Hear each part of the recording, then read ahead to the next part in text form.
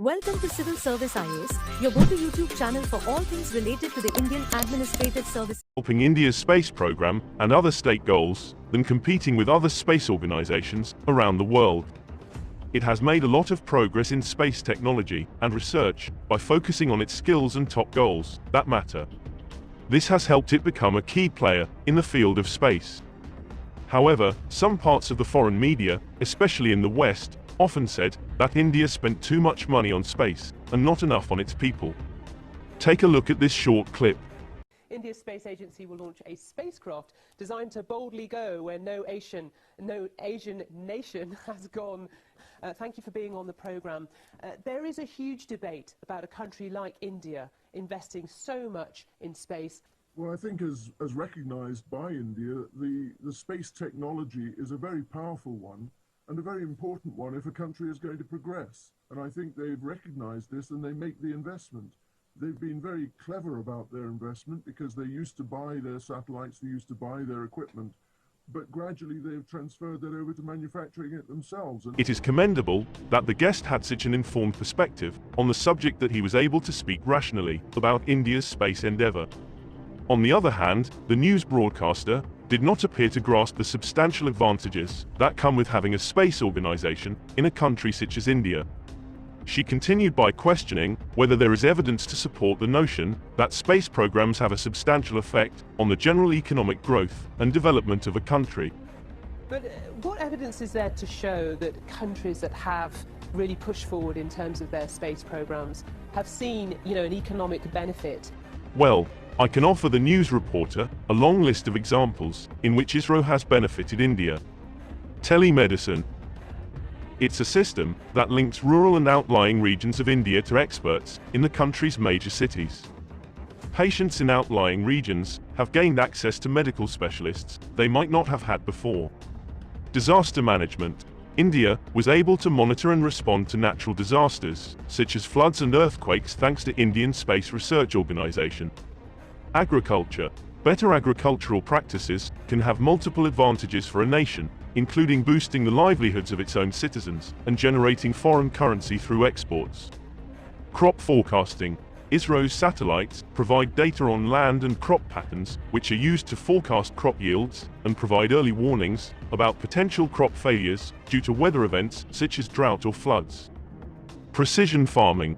ISRO's satellite imagery is used to identify specific areas of land that require irrigation or fertilizers, helping farmers to optimize their resource usage and maximize their crop yields. Soil mapping.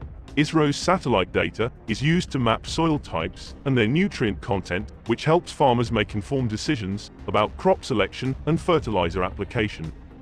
Weather monitoring. ISRO's weather satellites provide real-time data on weather patterns, which is used to predict and respond to weather events that can impact crops, such as heavy rainfall or heat waves. Education. The Indian Space Research Organization has helped Indian children in education in several ways, like tele-education, mobile science exhibitions, and its various satellites like GSAT-11. It has played a significant role in providing internet connectivity in India, especially in remote and rural areas. Defense.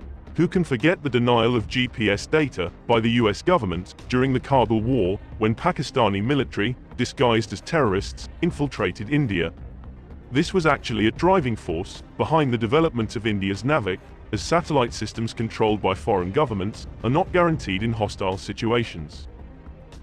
ISRO and DRDO have contributed to India's defense by advancing its missile systems and providing numerous technologies.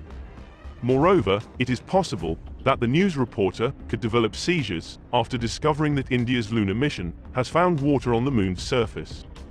The United States had spent a substantial amount of money on moon missions, including manned missions, satellite missions, and lunar rover missions, etc.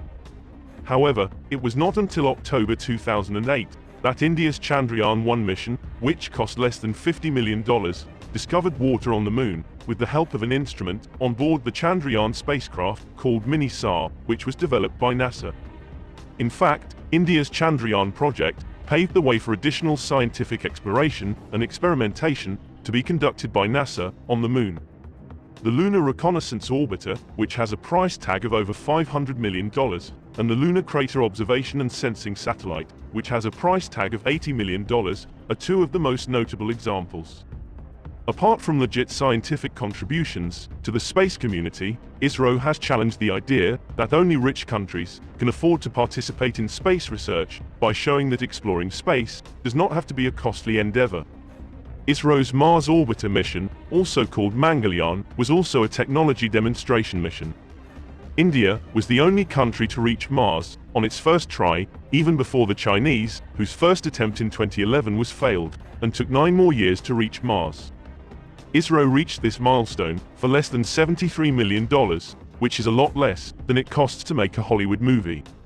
For example, The Martian cost more than $108 million to make.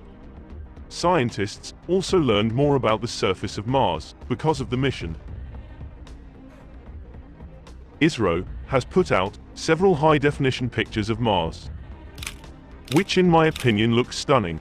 During the Mars conjunction, in May and June 2015, Indian scientists used data from the Mars Orbiter mission to study the solar corona.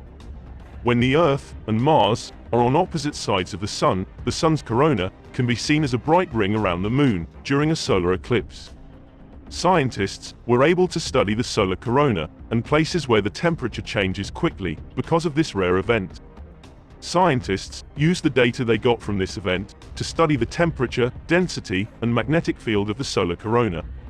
This helped them learn more about how the sun works and how it affects space weather. India has also given its neighbors like Afghanistan, Bangladesh, Bhutan, the Maldives, Nepal, Pakistan, and Sri Lanka access to a specialized satellite. The satellite is also known as the SARC satellite, and it can be used for a wide variety of purposes beyond simple satellite communications.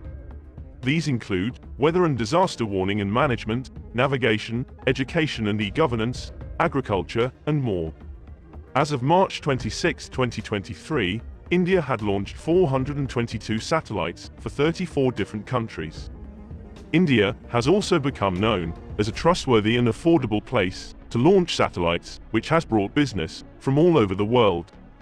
In the past few years, the country has sent satellites into space for countries like the US, Canada, UK, France, Israel, Italy, Japan, Australia, Brazil, etc.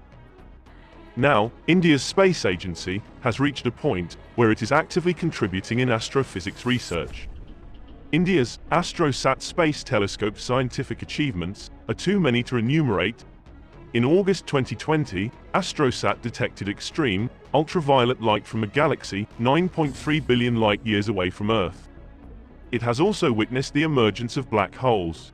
AstroSat has discovered rare ultraviolet bright burning stars in the Milky Way.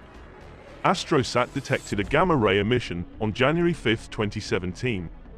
It was unclear whether this incident was related to the gravitational wave signal detected by LIGO on January 4, 2017. From the black hole merger event, AstroSat helped in differentiating the two events. India is also developing new technologies for more cost-effective space missions, such as small satellite launch vehicle, which is designed to provide a cost-effective option for launching microsatellites weighing up to 500 kilograms into low Earth orbit. I can point out more accomplishments of ISRO, such as the India's reusable launch vehicle, which has successfully performed its autonomous landing. However, listening to ISRO's accomplishments may cause the BBC's brain to whirl and cause it to collapse into the ground, where India is about to launch its astronauts into space, while the UK is struggling to send a satellite into Earth orbit. Instead of criticizing India for why it is spending money on space, BBC should have asked whether India could help its country in the field of space technology. I am certain that India would never back down in terms of assisting other countries in space technology, just as it did for the United Arab Emirates to reach Mars, which made the UAE the first Arab country to do so. However, if you're good at something, never do it for free.